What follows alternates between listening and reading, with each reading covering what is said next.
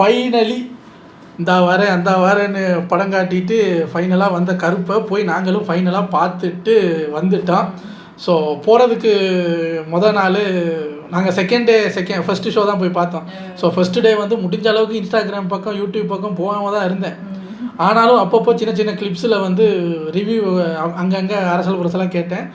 நல்ல வேலை அந்த கங்குவா ரெட்ரோலாம் வந்த மாதிரி எடுத்த எடுப்பில் ஐயோ என்னங்க இது மறுபடியுமா அப்படிங்கிற மாதிரி இல்லாமல் சூர்யாவுக்கு ஒரு கம்பேக்குங்க நல்லா இருந்ததுங்க அப்படின்னு ஒரு சில பேர் வந்து ஒரு சில பாயிண்ட் சொன்னாலும் பெரும்பாலும் நல்லா இருக்குது அப்படின்னு சொன்னாங்களா. அப்போயெல்லாம் நான் டிக்கெட் புக் பண்ணிட்டேன்.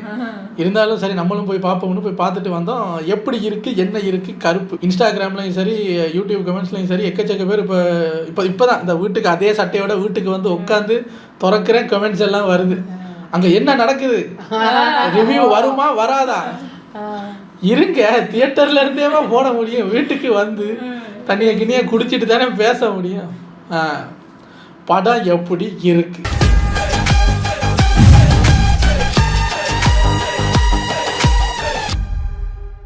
ஃபர்ஸ்ட் ஆஃப் ஆல் கருப்பு நம்ம தாய்மார்கள் கிராமத்து சைடில் இருக்கக்கூடிய அந்த கருப்பு சாமி கும்பிட்றவங்க, அப்புறம் நம்ம சூர்யா ஃபேன்ஸு, கடவுள் நம்பிக்கை இருக்கிறவங்க அப்படி இப்படின்னு ஒரு குறிப்பிட்ட செட் ஆஃப் ஆடியன்ஸுக்கு வந்து கேட்கவே வேணாம், ட்ரீட்டு தான், ஃபீஸ்ட்டு தான்.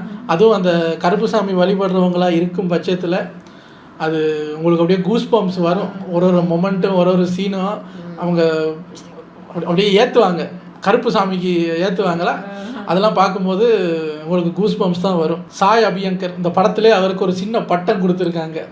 அவரோட சாய்க்கு முன்னாடி சின்னதாக நம்ம கண்டுபிடிக்காத மாதிரி ஒரு ஐ போட்டிருக்கு. அப்போ அவர் இன்னையிலேருந்து சாய் கிடையாது, இசை அபியங்கர். நல்லா தான் இருக்குது அந்த பேரும். இதுக்கு முன்னாடி டூட் படத்துல எல்லாம் நம்ம ஒன்று சொல்லியிருப்போம்ல, என்னங்க போட்ட ஒரே டியூனை போட்டு அறுத்து தள்ளிக்கிட்டு இருக்காரு, அதுக்காக என்ன பண்ணியிருக்காரு ஐயா. இதுக்கு அவருக்கு அந்த பேர் ஓகே பிடிக்கும் சேருது. எந்த பேரு? இந்த இசை. ஸோ ஒரே பிஜிஎம்மை போட்டு அறுக்காம ஒரு 2-3 பிஜிஎம் அங்கங்கே தூவி விட்டுருக்காரு. நல்லா இருக்கு பக்காவா. அந்த இப்போ இந்த கருப்பு வருது கருப்பா அப்படின்லாம் சொல்கிறதுக்கு பிஜிஎம்மாக இருக்கட்டும் சாங்ஸாக இருக்கட்டும் உள்ளே பூந்து இறங்கி வாசிச்சிருக்காரு. இதில் அவருக்கு வந்து ஒரு லவ் சாங்கு, சூர்யாக்கும் த்ரிஷாவுக்கும் ஒரு டூயட்டு, அதெல்லாம் இல்லை. எடுத்த அடுப்பில் அடி கருப்புக்கு தான் ஃபுல் பாட்டும். ஒரு பாட்டு வந்துச்சு, நாங்கள் 4 பேர் எங்களுக்கு கிடையாது, அப்படியா படத்தில் அந்த பாட்டே கிடையாது போ. ஸோ இருந்த ஒரு நார்மல் பாட்டையும் தூக்கிட்டு ஃபுல்லாக சாமி பாட்டு தாங்க. ஆக்சுவலி இது ஒரு சாமி படம். அதாவது ஆர்ஜே பாலாஜி ஆல்ரெடி இதே மாதிரி ஒரு படம் கொடுத்துருக்காரு, மூக்குத்தி அம்மன், மூக்குத்தி முருகன் வருது வாயில், மூக்குத்தி அம்மன். அதான் இப்போ ஒரு ஆண் சாமிக்கு பண்ணுனா எப்படி இருக்குமோ அது மாதிரி தான் பண்ணியிருக்காரு. பட் சாமி வருது கருப்பு வருது அதை வந்து நம்ம ஒரு வேறு மாதிரி ஒரு ஸ்கேலில் பண்ணலான்னு இல்லாமல் அதை வந்து கோர்ட்டில் கொண்டு வச்சுருக்காரு. கோர்ட்ஸுக்குள்ளே நடக்கிற அந்த சட்டத்தில் நடக்கிற இதெல்லாம் கொண்டு வச்சுருக்காரு. அந்த களம் நல்லா தான் இருந்தது. நீங்கள் இப்போ சாமின்னு சொன்னதுனால நீங்கள் லாஜிக்கெல்லாம் எதிர்பார்க்க முடியாது. ஏன்னா சாமி கிட்ட ஓன்லி மேஜிக், நோ லாஜிக். அதன்னு இதில் பெருசாக எதுவுமே இல்லைங்க. கரப்டாகி இருக்கிற லா அதை கரெக்ட் பண்ண வர்ற நம்ம கருப்பு சாமியை இறங்கி வருது. ஏங்க சாமி இறங்கி வந்தால் என்னங்க கெட்டவங்களையெல்லாம் ஒரு சொடக்கில் அழிச்சிட்டு போகலாம்ல. இப்போ 2.5 மணி நேரத்துக்கு சாமிக்கு என்னங்க வேலை படத்தில் அப்படின்னு கேட்டிங்கன்னா அதுக்கு ஆர்ஜே பாலாஜி ஒரு சம்பவம் பண்ணிடுறாரு. சாமிக்கிட்டேயே ஒரு கான்ட்ராக்டை போட்டுறாரு. அது என்ன கான்ட்ராக்ட் ஏது கான்ட்ராக்ட்னு நீங்கள் படத்தில் போய் பார்த்து தெரிஞ்சுக்கோங்க. அதனால நம்ம கருப்பு வந்து லாக் ஆகிடுச்சு, சொடக்கெல்லாம் போட முடியாது. கருப்பு வந்து சாதாரண மனுஷன் மாதிரி தான் பிஹேவ் பண்ணியாங்க. இந்த மாதிரி ஒரு கதை. ஆக்சுவலி 2 கேஸ் வரும் இந்த படத்தில். மெயினாக அவங்க பேசுகிறது 2 கேஸ். இன்டர்வல் வரைக்கும் ஒரு கேஸ் பற்றி போய்கிட்டே இருக்கும், இன்டர்வலுக்கு அப்புறம் இன்னொரு கேஸ் பற்றி போய்கிட்டு இருக்கும். அது முதல் கேஸ் அது என்ன கேஸு, 2வது கேஸு அது என்ன கேஸு, அது எப்படி சூர்யாவை எஃபெக்ட் பண்ணுது, எப்படி நம்ம ஆர்ஜே பாலாஜி அதாவது பேபி கண்ணன் அவர் எப்படி எஃபெக்ட் பண்ணுது, அதெல்லாம் நீங்கள் படத்தை பார்த்தே தெரிஞ்சுக்கோங்க.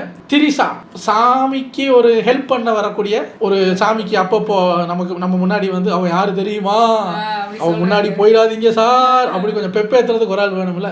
அதுக்கு இவங்க இதில் ஹீரோயின்னு சொல்ல முடியாது, ஒரு பக்தை சாமி கூட அப்படி ரொமான்ஸ் பண்ணுறது. ஸோ சாமிக்கு பூலோகத்தில் ஹெல்ப் பண்ணிட்டு தெரியக்கூடிய ஒரு பெண். இவ்வளவு தாங்க கதை. இதில் சாமி ஜெயிச்சுதா இல்லையான்னா கண்டிப்பாக அவங்களுக்கு என்ன நடந்திருக்கும்னு தெரியும். சாமி தான் ஜெயிக்கும். அது எப்படி ஜெயிச்சுது அப்படிங்கிறத வந்து சூர்யா சாரோட ஒரு இமேஜுக்குள்ளே வச்சு அந்த கதையை சொல்லியிருக்காங்க. நான் ஓடிடியில் வரட்டும் பார்த்துக்கிறேன் அப்படின்னு நீங்கள் இருந்தீங்கன்னா பெரிய அளவில் மிஸ் பண்ணுவீங்க. இப்போ என்னங்க தியேட்டருக்கு போயிட்டு வந்து ஓஹோன்னாங்க, ஓடிடியில் அப்படி ஒன்றும் இல்லையேங்கிற ஃபீல் கூட உங்களுக்கு வரும். ஏன்னா இது வந்து ஓடிடி எல்லாம் இல்லை, தியேட்டரில் இது எப்படி இருக்கும் அப்படிங்கிறத மைண்டில் வச்சு தியேட்டர் எக்ஸ்பீரியன்ஸுக்காக பண்ணியிருக்காங்க படம். நீங்கள் இதை தியேட்டரில் பார்த்தா தான் அவங்க என்ன கொடுத்தாங்களோ அதை 100% உங்களால் எடுக்க முடியும். ஓடிடிக்கெல்லாம் நீங்கள் வெயிட் பண்ணி பார்த்தீங்கன்னா தியேட்டரில் பார்த்த சில ஃபீல் அங்கே வராமல் போகிறதுக்கு நிறையா சான்ஸ் இருக்குது. நல்ல சவுண்ட் சிஸ்டம் இருக்கக்கூடிய, நல்ல பிரைட்டு ஸ்க்ரீன் இருக்கக்கூடிய ஒரு தியேட்டரை செலக்ட் பண்ணிட்டு போய் சென்டர் சீட்டை பிடிச்சி உக்காந்திங்கன்னா ஃபுல் எக்ஸ்பீரியன்ஸை நீங்கள் அப்படியே லபக்குன்னு உறிஞ்சிக்கிட்டு வரலாம். ஃபர்ஸ்ட் ஹாஃப் ஒரு சென்டிமெண்ட்டோட போகும், செகண்ட் ஹாஃப் ஃபுல்லாக சூர்யா சார் தான். அவர் கையை தூக்குனா ஸ்லோ மோஷன், அப்படி வந்தால் ஒரு பிஜிஎம், இப்படி போனால் அது லொட்டு லொசுக்குன்னு சூர்யா சார் இவ்வளோ நாள் நம்ம எப்படி பார்க்கணுன்னு ஆசைப்பட்டோம். ஒரு கமர்ஷியல், ஒரு மாஸ் மசாலா ஹீரோவாக ரொம்ப மிஸ் பண்ணுறோம் சார். நீங்கள் அப்படியே ஜெய் பீம் அது இதுன்னு அப்படி சூரரை போட்டு அப்படின்னு ஸ்டோரி ஓரியன்டாக போயிட்டீங்க அப்படின்னோடனே அப்படிங்களா இந்தா வர்றேன் அப்படின்னு 4-5 மசாலா பேக்கெட்டோடய வந்திருக்காரு. அஜித் சாருக்கு எப்படி குட் பேட் அக்லி அமைஞ்சுதோ அதே மாதிரி சூர்யா சாருக்கு ஒரு கருப்பு. ஏன்னா அஜித் சாரோட ரெஃபரன்ஸையே எடுத்து ஒரு முழுநீள படம் பண்ணின மாதிரி சூர்யா சாரோட இல்லாத ரெஃபரன்ஸ் எல்லாம் எடுத்து போட்டு ஒரு படம். ஒரு படத்தில் பல நடிகர்களை கூட்டு வந்து ஒரு 10 கேமியோ பண்ண வைப்பாங்க. ஆனால் இங்கே ஆர்ஜே பாலாஜியும் சூர்யாவும் மட்டுமே ஒரு 300 கேமியோ பண்ணியிருக்காங்கன்னா நீங்கள் யோசிச்சு பாருங்க. என்ன சார் சொல்றீங்க? அவங்க தான் படம் முழுக்க நடிக்கிறாங்க, அப்புறம் எப்படி கேமியோன்னா நீங்க போய் படத்தை பாருங்க சார். த்ரிஷாவுமே அப்படித்தானே. த்ரிஷா ஒரு சின்ன கேமியோ, சின்ன கேமியோன்னு வச்சுக்கோங்களேன். சூர்யா சாரோட அதான் சொன்னேன், சூர்யா சாரோட ஃபேன்ஸுக்கு ட்ரீட்டு தான். நீங்க பார்த்த மிஸ் பண்ணின எல்லாம்னா எக்ஸாக்ட்லி எல்லாம் கிடையாது, ஒரு ஒரு ஒரு 40% ஆஃப் த கேமியோஸ் வந்து சூர்யா சாரோட கேமியோவை சூர்யா சாரே பண்றாரு, ஆர்ஜே பாலாஜியோட கேமியோவை ஆர்ஜே பாலாஜியே பண்றாரு. அதான் இங்க ஆச்சரியம். அவ்வளவு ஏன் இனி படமே நடிக்க மாட்டேன்னு சொல்லி அரசியலுக்கு போனவங்க எல்லாம் நடிக்கிறாங்கன்னா அப்புறம் என்ன அர்த்தம்? அவங்களா நடிக்கல, பட் அவங்க நமக்கு ஸ்க்ரீன்ல அப்படியே ஒரு ஒரு 5 செகண்ட் 10 செகண்ட் கொண்டு வந்து நிறுத்திட்டாங்க, வராம தெரிய பண்ணியாச்சு. ஆமா, நம்ம இனிதான் என் கரியரின் உச்சத்தில் நான் சினிமா விட்டு போகிறேன்னு சொல்லிட்டு அப்படியே வந்து புறமண்டையை காட்டிட்டு போனாரு பாருங்க. ஆகா, புறமண்டையை பார்த்ததுக்கே கத்துறாங்கன்ற அவரையும் மிஸ் பண்றாங்க. அந்த ஸ்கிரீன் பிரசன்ஸ் எல்லாம் பார்த்து சூர்யா சார் சில மாஸ் மூமெண்ட்ஸ் எல்லாம் பண்ணும்போது அப்படியே ஃபிளாஷ் கார்ட்ல சிஎம் வந்து போறாரு. இனி இதெல்லாம் பார்க்க முடியாதுல்ல அப்படிங்கிற மாதிரி தான் இருக்கு. Okay, coming back to the movie. Suriya sir நீங்கள் ஒன்றுமே கேட்க வேணாங்க, அந்த படம் ஃப்ளாப் ஆகுதோ ஹிட் ஆகுதோ அவரோட 100% கொடுத்துருவாரு. இதில் கருப்பு கேரக்டரில் நடிக்கிறதுனால ஐயா கொஞ்சம் எகிரி நடிச்சிருக்காரு. அதுவும் அந்த கிளைமேக்ஸில் ஒரு ஒரு ஒரு ஒரு ஒரு 3 நிமிஷம் 4 நிமிஷம் ஒரு சீன் ஒன்று வரும், அந்த ஒரு ஐயா கெட்டப்பில் அவர் வருவார். அதெல்லாம் மேக்கப்பும் அப்படி தான் இருந்தது, விஷுவல்ஸு. அவர் சூர்யா சாரோட அவருக்கு சும்மாவே கண்ணு பெருசு வேறையா, இதில் கண்ணை வேற உருட்டி மிஸ்டியெல்லாம் பயந்து இப்படி வந்து ஒதுங்குது. அதெல்லாம் அதுக்கு சாயபியங்கர் சும்மா கிளின்னு தாரத்தைப்பட்டு கிளிகிற அளவுக்கு வாசித்து வச்சுருக்காரு. அதான் சொன்னேன், அதெல்லாம் தியேட்டர் மெட்டீரியல், நீங்கள் போய் பார்க்கணும். ஒரு கார் சீன் ஒன்று வரும், ஒரு பெரிய கத்தி எடுத்துகிட்டு ஒரு காரை நோக்கி ஓடுற மாதிரி ஒரு சீன் வரும். அதில் சாயபியங்கர் வாசிக்க, எங்கள் மம்மி ஆட, எங்கள் டேடி வாசிக்கங்கிற மாதிரி சாயபியங்கர் வாசிக்க, ஆர்ஜே பாலாஜி டைரக்ட் பண்ண, எங்கள் ஐயா அப்படியே கத்தியை தூக்கிட்டு ஸ்க்ரீனை நோக்கி அப்படியே ஸ்லோ மோஷனில் ஓடி வர, அதெல்லாம் சும்மா இது தான் சார் ரொம்ப வருஷமாக உங்ககிட்ட கேட்டுக்கிட்டே இருக்கான், இப்போ தான் பண்ணியிருக்கீங்க அப்படிங்கிற மாதிரி. அதெல்லாம் சூப்பர் தியேட்டர் மூமெண்ட்ஸுங்க. குட் பேட் அக்லிக்கு என்ன சொன்னாங்க, அதை என்னங்க இருக்குது, அஜித் ஃபேன்ஸை சாட்டிஸ்ஃபை பண்ணுறதுக்கு ரீல்ஸ் பார்த்த மாதிரி இருக்குன்னு. அந்த அளவுக்கு சொல்ல முடியாது, ரீல்ஸ் பார்த்த அளவுக்குலாம் இல்லாமல் ஒரு சின்ன கருத்து ஒன்று இருக்குது. இந்த சட்டத்து மேலே இருக்கிற ஒரு கரை, அதை துடைக்க வந்த கருப்பு அப்படிங்கிற மாதிரி ஒரு சின்ன மெசேஜ் வச்சு, ரீல்ஸ் அளவுக்கு இல்லைன்னாலும் சூர்யா சாரோட அந்த ஒரு மாஸ் மூமெண்ட்ஸ் அது இதுன்னு வச்சு ஒரு நீட்லி டன் பேக்கேஜ். நீங்கள் ஒரு ஒரு லீவ் டைமில், சாட்டர்டே சண்டே லீவ் டைமில் ஃபேமிலியோடு போய் ஒரு சூர்யா சார் படம் பார்த்துட்டு வரலாம். இந்த முகம் ஜுளிக்கும் காட்சிகளோ, டபுள் மீனிங் வசனங்களோ, கெட்ட வார்த்தை பேசுகிறதோ, பீப்போ அதெல்லாம் இல்லாமல் க்ளீனான ஒரு இப்போ இருக்கக்கூடிய ஜென்சிக்கு ஏற்ற ஒரு சாமி படம். அது உங்களுக்கு அது எப்படி எக்ஸ்பிளைன் பண்ணுற இடத்துல நீங்கள் பார்த்தா தான் உங்களுக்கு புரியும். பட் நீங்கள் சும்மா லேயராக நான் கதையெல்லாம் பிரித்து பார்க்குறேன் அப்படின்னா அதெல்லாம் உங்களுக்கு எதுவும் கிடைக்காது. செம்ம ட்விஸ்ட் அண்ட் டேர்ன்ஸோட ஒரு கதையானு கேட்டால் ட்விஸ்ட்டு டேர்ன் எல்லாம் ஒன்றுமே கிடையாது. உங்களுக்கு அது தெரியும், அடுத்த சீனில் என்ன நடக்க போகுதுன்னு உங்களுக்கு தெரியும். அதுக்கு கிளைமேக்ஸ் என்ன நடக்க போகுதுன்னு உங்களுக்கு தெரியும். வில்லன் இப்படி பண்ணுனா அப்புறம் ஹீரோ என்ன பண்ணுவாருன்னு உங்களுக்கு தெரியும். ஹீரோ இப்படி ஒன்று பண்ணுனா வில்லன் என்ன பண்ணுவாருன்னு எல்லாமே ப்ரெடிக்டபிள் தான். மலையாள நடிகர் ஒருத்தர் நடிச்சிருந்தார். ஒரு அப்பாவும் பொண்ணும் வந்து நடிச்சிருப்பாங்க. அந்த பொண்ணும் நல்லா பண்ணியிருந்தது. அந்த மலையாள ஆக்டரும் சூப்பராக பண்ணியிருந்தார். அவர் பேர் எனக்கு டக்குனு ஞாபகத்துக்கு வர மாட்டேங்குது. நல்லா பண்ணியிருந்தார். அதுக்கப்புறம் எக்கச்சக்க பேருங்க தீபாக்காவிலேருந்து யூடியூப்பில் இருந்த ஒருத்தர் கோடாங்கி அவரெல்லாம் நடிச்சிருக்காரு. நல்லா தான் பண்ணியிருந்தாங்க. எனக்கு ஒரே ஒரு டவுட்டு தான். சூர்யா சார் படம், சூர்யா சார் ஃபேன்ஸுக்காக எல்லாம் பண்ணியாச்சு. கேட்குறாங்கல்ல ஜி, ஹீரோ யாரு? சூர்யா சாரும் ஹீரோவா இல்லை சூர்யா சார் தான் ஹீரோவா அப்படிங்கிறது எனக்கு ஒரு டவுட்டு. சூர்யா சாரோட ஸ்க்ரீன் டைம் எல்லாம் நீங்கள் கூட்டி கழிச்சு பார்க்கும்போது அவரை விட குறைஞ்சது ஒரு 10 நிமிஷம் ஆர்ஜே பாலாஜிக்கு ஜாஸ்தி இருக்குது. ஏன்னா அவர் ஒரு வில்லன் இல்லையா, அவர் ஒரு டீம் வச்சு ஒரு வில்லனாக வருவார். ஸோ வில்லன் ஸ்ட்ராங்காக இருந்தால் தான் இந்த ஹீரோ வந்து சண்டை போடும்போது நல்லாயிருக்கும். பட் இங்கே ஹீரோ வந்து கடவுள். ஸோ நம்ம அதை எப்படி பேலன்ஸ் பண்ண போகிறோங்கிறது ஒரு சேலஞ்சு தான். அதில் நம்ம ஆர்ஜே பாலாஜி என்ன பண்ணிட்டாரு, தனக்குன்னு ஒரு டைட்டில் கார்டு, அவருக்குன்னு ஒரு ஒரு வில்லனிக் மூமெண்ட்ஸு, அது இது லொட்டு லொசுக்குன்னு நிறையா இருந்தது. எனக்கு பார்க்கும்போது சூர்யா சாரோட கம்பேர் பண்ணும்போது உங்களுக்கு ஸ்க்ரீன் டைம் கொஞ்சம் ஜாஸ்தியான மாதிரி ஒரு ஃபீல். பட் எங்கேயுமே அது குறை சொல்கிற அளவுக்கு இருக்காது. கொஞ்சம் இன்ட்ரெஸ்டிங்காகவே கொண்டு போயிருந்தாரு. ஸ்டார்டிங்கில் நிறையா பேர் விமர்சனம் வச்சுருந்தாங்க, சார் என்ன சார் பேபி கண்ணங்கிற ஒரு பேரில் ஒரு வில்லனா, பேபின்னு ஒரு வில்லனா, இப்போ நீங்கள் எல்லாம் வில்லனா அப்படின்னு கேட்டிருந்தாங்க. உள்ளே போய் பார்க்கும்போது அதில் ஒரு 50% அதுக்கு அவர் ஆமாம் நான் தான் வில்லங்கிற மாதிரி சொல்லியிருக்காரு. ஏன்னா அவர் பண்ணுற சில விஷயங்கள்லாம் பார்க்கும்போது அந்த வில்லன் ஃபீல் வருது.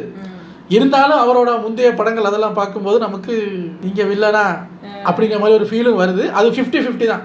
100% அவர் ஒரு காமெடிக்காகவும் இல்லாமல் 100% கொட்டூர வில்லனாகவும் இல்லாமல் அப்படியே நடுவில் நின்று தப்பிச்சு போயிட்டார். அதுக்கப்புறம் இந்த சினிமேட்டிக் லிபர்ட்டின்னு சொல்லுவாங்கல்ல, படம் தானே சார் அப்படிங்கிற மாதிரி எக்கச்சக்க விஷயம் பண்ணியிருக்காங்க. கோர்ட்டுக்குள்ளே போய் ஒரு ஜட்ஜை குத்தி போட்டுருவாங்க. அதாவது வேற இடத்துல குத்தி அந்த பாடியை கொண்டு போடுவாங்க. பில்டிங் இடிஞ்சதுனால அவர் இறந்து போயிட்டாருன்னுவாங்க. போஸ்ட்மார்ட்டத்தை தெரியாதா கத்தி குத்து விழுந்தது, அதில் போஸ்ட்மார்ட்டம் பண்ண மாட்டாங்களா? அதெல்லாம் நீ கேட்கக்கூடாது. 2.5 மணி நேரம் தான் இருக்குது. அதில் நானே 2 மணி நேரம் நடிக்கிறேன், 1/2 மணி நேரம் சூர்யா சாருக்கு ஒதுக்கியிருக்கேன். இதில் இந்த லாஜிக்கெல்லாம் பார்க்க முடியாது அப்படின்ட்டு அது ஒரு விதமாக அப்படியே போகுது. அப்படியே நீங்கள் மேலாப்பில் பார்த்துட்டு வந்தீங்கன்னா நல்ல படம்.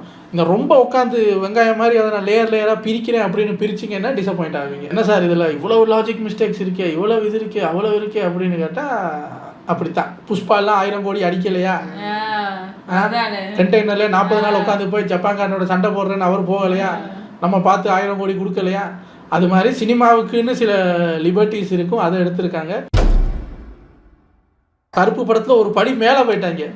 சினிமா லிபர்ட்டியை தாண்டி சில நம்ப முடியாத விஷயங்கள்லாம் பண்ணிட்டு ஜஸ்ட் காட் திங்ஸ். அது அந்த படத்திலே அதை சொல்லுவாங்க, இது சும்மா கடவுள் சமாச்சாரம், அதெல்லாம் கேள்வி கேட்காதீங்க. ஒரு கேரக்டர் இறந்து போயிடும், கிளைமேக்ஸில் பார்த்தா அந்த கேரக்டர் உட்காந்து பிரியாணி தின்னுக்கிட்டு இருக்கேன்.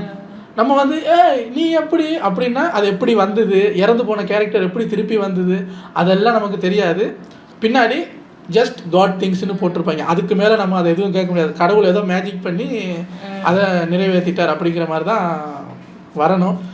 ஸோ ஓவராலாக ஒரு படமாக பார்த்தீங்கன்னா ரொம்ப அனலைஸ் பண்ணியெல்லாம் உள்ளே போகிற அளவுக்கு அதில் எதுவுமே கிடையாது.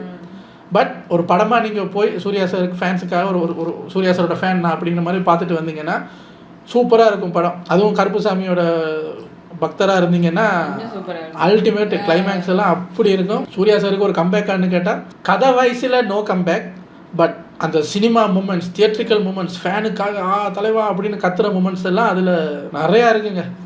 லோகேஷ், அதான் திருப்பி சொல்லணும், லோகேஷ் என்னங்க கேமியோ, இப்போ இனி கேமியோன்னா ஆர்ஜே பாலாஜி தான். யாரையெல்லாம் எடுத்துகிட்டு வந்திருக்காரு தெரியுமா? எங்கே இளையராஜாலாம் கேமியோ பண்ணியிருக்காருன்னு யோசிச்சு பாருங்க. ஐ மீன் இளையராஜான்னு அவரோட அந்த நியூஸ், அது அந்த பேரை யூஸ் பண்ணுறதுக்கு அவர்கிட்டே போய் பெர்மிஷன் வாங்கிட்டு வந்திருக்காங்க. ஆமாம், அதான் சொன்னேன், எல்லாரும் இதில் கேமியோ பண்ணியிருக்காங்க. நல்லா இருக்கு. ஸோ ரொம்ப குறை சொல்கிறதுக்கெல்லாம் இல்லை, ரொம்ப மோசமும் கிடையாது. ஆஹா ஓஹோ சூப்பர், இந்த வருஷத்தின் சூப்பரான படம் அப்படிங்கிறதெல்லாம் கிடையாது. சிம்பிளாக அவங்களுக்கு புரிகிற மாதிரி சொல்லணும்னா அஜித்துக்கு எப்படி குட் பேட் அக்லியோ, சூர்யா சாருக்கு கருப்பு, அவ்வளவுதான். நிறையா சர்ப்ரைசஸ், ஐ மீன் இந்த கேமியோ சர்ப்ரைசஸ் அதெல்லாம் நிறையா இருக்குது. தியேட்டர் மூமெண்ட்ஸ்லாம் இருக்குது. போய் பார்த்து என்ஜாய் பண்ணுங்கள். உங்களை அடுத்த வீடியோவில் வந்து சந்திக்கிறேன். Take care.